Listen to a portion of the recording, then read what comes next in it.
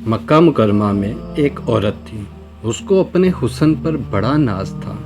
وہ ایک مرتبہ نہانے کے بعد کپڑے بدل کر اپنے بال سنوار رہی تھی، آئینے کے سامنے کھڑی تھی اور اپنے آپ پہ بہت رشک کر رہی تھی کہ میں بہت حور پڑی ہوں۔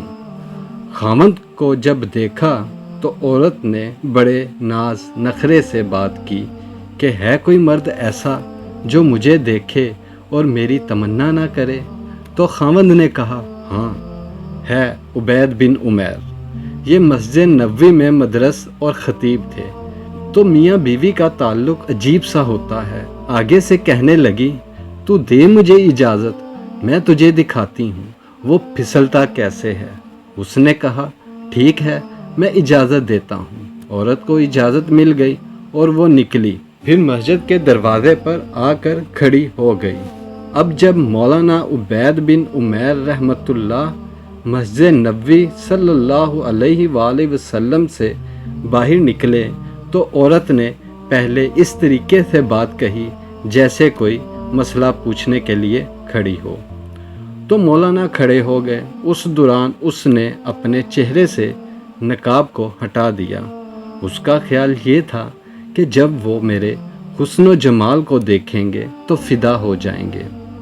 جیسے ہی اس نے ایسا کیا تو انہوں نے نظر ہٹا دی اور کہا دیکھو کیوں ایسے کام کے بارے میں سوچتی ہو جس سے تمہیں دنیا میں بھی ذلت ملے گی اور آخرت میں بھی ذلت ملے گی۔ اب یہ الفاظ ان کے منہ سے اتنے درد سے نکلے، وہ شرما گئی اور واپس آ گئی۔ شوہر نے پوچھا کیا بنا؟ کہنے لگی کیا مرد ہی نیک ہوتے ہیں؟ عورتیں نہیں نیک ہو سکتی؟ میں بھی نیک بنوں گی۔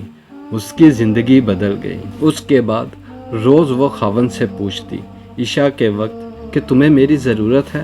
اگر کہتا ہاں تو وہ وقت خاوند کے ساتھ گزارتی، اور اگر وہ کہتا نہیں تو جبہ پہن لیتی اور ساری رات مصلے پہ عبادت کرتی۔ اس کا خاوند کہا کرتا تھا پتہ نہیں عبید بن عمیر نے ایک فقرہ بول کر میری بیوی کو نیک کیسے بنا دیا۔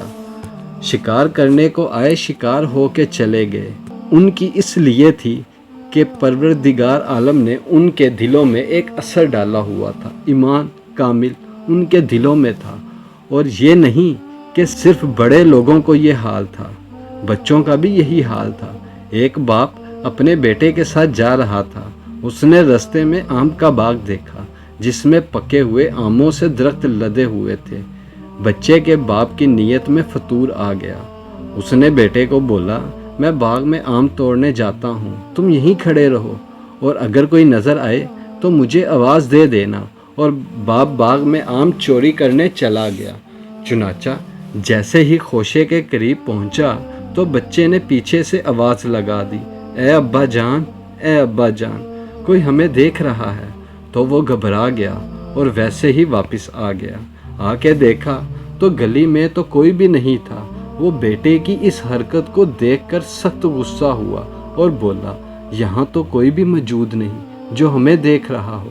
بیٹے نے کہا ابا جان، انسانوں میں سے ہمیں کوئی نہیں دیکھ رہا، مگر انسانوں کا پروردگار تو ہمیں دیکھ رہا ہے۔